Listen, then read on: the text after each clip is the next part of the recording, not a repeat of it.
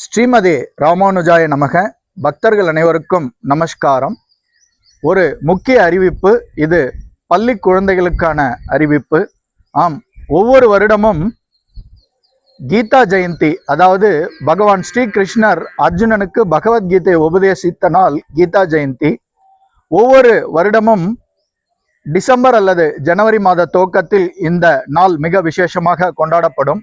இந்த வருடம் கீதா ஜெயந்தியை முன்னிட்டு பகவத்கீதையினுடைய 15வது அத்தியாயம், அதாவது புருஷோத்தம யோகம் என்று அழைக்கப்படும் பகவத்கீதையினுடைய 15வது அத்தியாயம் 20 ஸ்லோகங்களை கொண்டது.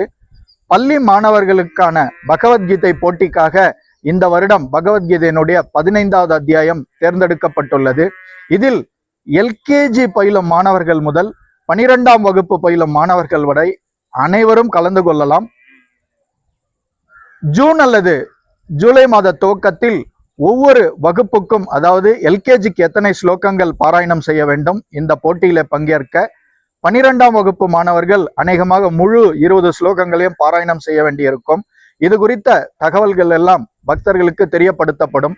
நீங்கள் செய்ய வேண்டியது, உங்களுடைய பிள்ளைகள் மட்டுமல்லாமல் உற்றார் உறவினர்கள், நண்பர்கள் என அனைவரது பிள்ளைகளும் இந்த பகவத்கீதை ஸ்லோக பாராயண போட்டியிலே கலந்து கொண்டு அவர்கள் பகவானுடைய திவ்ய திருவருளை பெறுவதற்கு உதவி செய்யுங்கள்.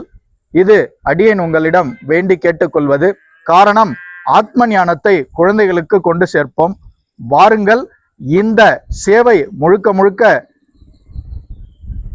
இதற்கு எது கட்டணமும் கிடையாது, இலவசமாக நீங்கள் பதிவு செய்து விட்டால் ஒவ்வொருவருக்கும் பகவத்கீதை ஸ்லோகங்கள் தொடர்ந்து வாட்ஸ்அப் குழுக்கள் வாயிலாக அனுப்பப்படும். அதை வைத்து குழந்தைகள் நன்றாக இந்த ஸ்லோகங்களை கற்று தேர்ந்து பாராயணம் செய்யலாம்.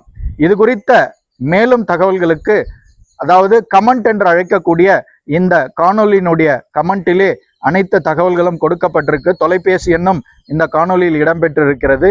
ஆதலால் உங்களுடைய குழந்தைகள் இதில் பங்கேற்க பெயரை பதிவு செய்யுங்கள். வாருங்கள், குழந்தைகள் அனைவரும் பகவத்கீதை ஸ்லோக பாராயண போட்டியில் பங்கேற்று அவர்களுடைய வாழ்வு வளமாக அமைய நாம் அடித்தளம் அமைப்போம். மிக்க நன்றி. சர்வம் கிருஷ்ணார்ப்பணம். ஜெய் ஸ்ரீராம்.